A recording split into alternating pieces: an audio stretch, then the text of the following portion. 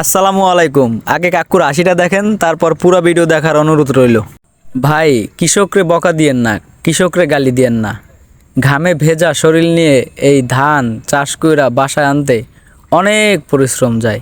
সবার ধর্মঘটই তো বাংলাদেশে দেখলেন, কিন্তু কৃষকের ধর্মঘট এখন পর্যন্ত দেখেন নাই, আর দেখবেনও না আশা করি।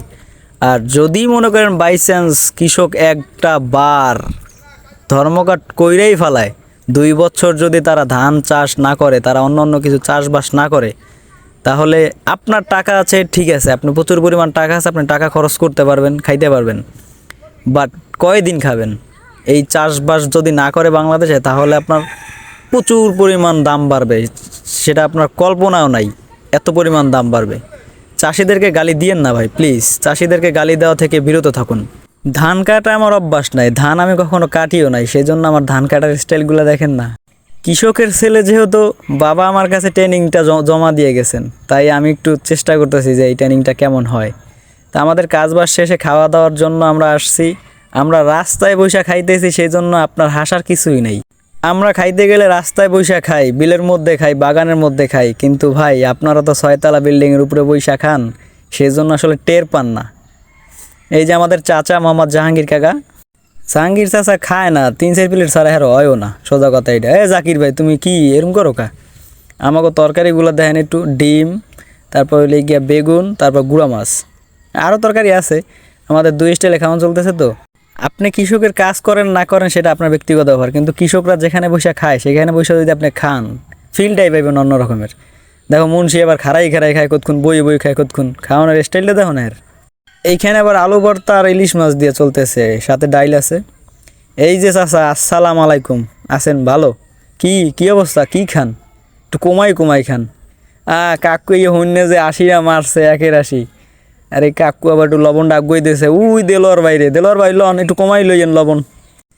যাই হোক, এইসব এই যে খাবার দাবার যেখানে চলতেছে, এটা আমরা একদম একটা রাস্তার পাশে বৈশা খাইতেছি, একদম মেইন রোডের পাশে। এখান থেকে গাড়ি যায় আসে, দেখে মানুষ, দেখে হাসে, আবার কেউ মজা করে।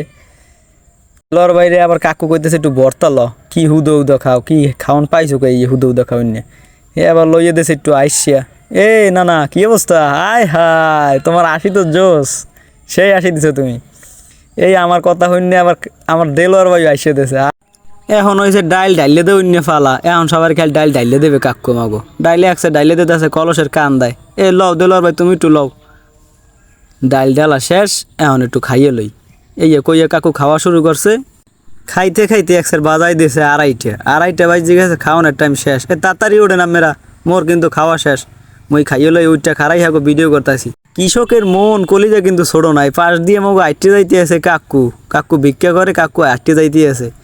সামনে কোনো একজন কাকু ডাক দিয়ে আবার কইলে কি বন, আমিও মোগলা খাইতে বন। এরপর সেট করে কাকু বইলে 8টা দেখাল খাসাইতে আছে, খাসাই কোসাই বইলে এখন ও খাইবে মোগলকে। খাওয়া লওয়া শেষে আমরা ধান বললাম টলারে, এই যে আমাকে টলার, পুরো টলারটাই ধানে বোঝাই করে লই যাইতেছি বাড়ির উদ্দেশ্যে। বাড়ি যেও তো আইসি, ধান তো উড়ান লাগবে নাকি, কাইটটা আনছি উড়াই দিবে না? কি পরিমাণ কষ্ট যে করা লাগে সারাদিন এই ধান নিয়ে, খালি একবার কাইটটা আনা নিয়েই এত কষ্ট, তাহলে বুঝেন লাগান থেকে শুরু করে কত পরিমাণ কষ্ট করা লাগে। কাকুর একটু আড়ি জাগাই দিলাম, আবার হ্যাঁ একটু জাগাই দিব। আমার আবার নিতে মন চায় না, এরপর মাথা ব্যথা করে, এরপর নেই, কি করবো, কিছু করার নাই।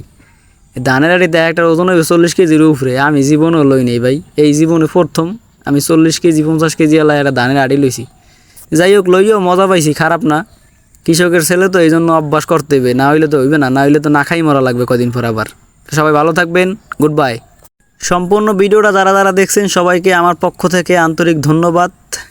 আমার পাশে থাকবেন সব সময়, আমাকে সাপোর্ট করবেন, আর আপনাদের জন্য আমার ভালোবাসা ও বিরাম।